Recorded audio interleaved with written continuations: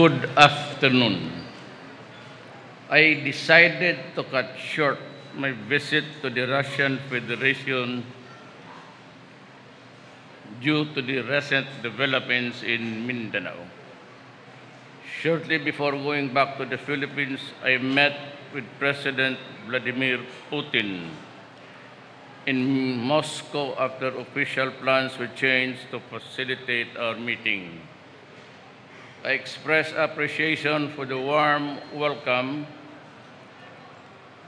hospitality extended to me and my delegation after their flexibility and understanding to reschedule our meeting.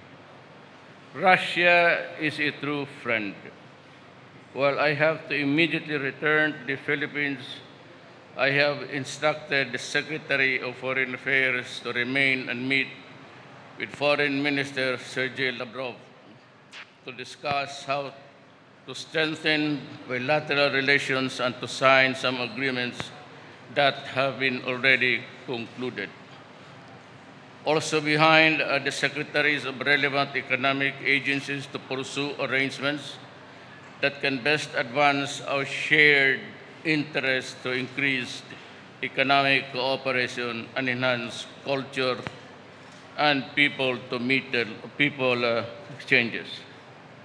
We look forward to strengthening political and security relations with Russia and to building security cooperation framework attuned to the responsive of the present needs and challenges. The emergence of new forms of terrorism and the existence of non-traditional security threats reinforce the need to broaden and widen our network of friends and allies to strengthen our security cooperation. While we seek to enhance regional and global collaboration in pursuing our common desire to attain peace and stability, there is a pressing need to directly confront and manage our national security. The series of terrorist acts committed by the Maoti group resulted to the loss of lives of our citizens, including policemen and soldiers, and the destructive nature of their fight, thereby destroying properties and displacement of innocent civilians. The issuance of September 2016 of Proclamation Number 55 Series of 2016 declaring state of national emergency provided our law enforcement and security forces an enhanced expanded mandate to perform their responsibilities.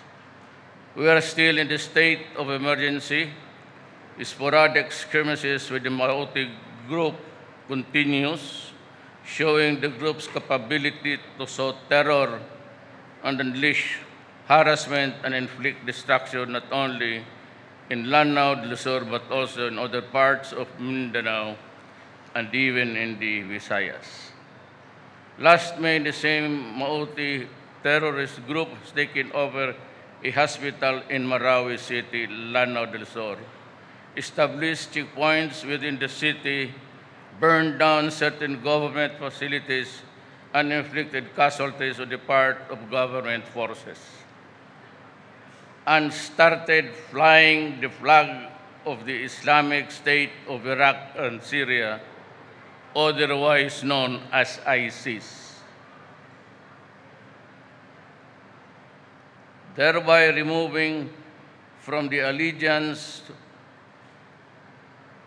to the Philippine government this part of Mindanao and deprive the chief executive of his powers and prerogatives to enforce the laws of the land and to maintain public order and safety in Mindanao, thereby constituting the crime of rebellion.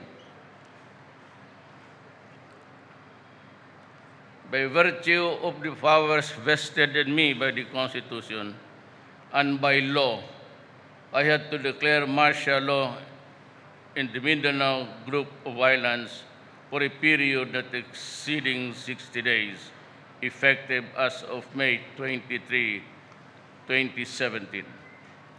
The privilege of the writ of habeas corpus is likewise suspended in the opposite area for the duration of martial law. Government may consider the covered areas of martial law in the event that members of the Maute Group and other ISIS-affiliated terrorists seek sanctuary or expand their terroristic activities in the Visayas and Mindanao. In all decisions and actions, let me assure you that primordial concern is the safety and welfare of our people.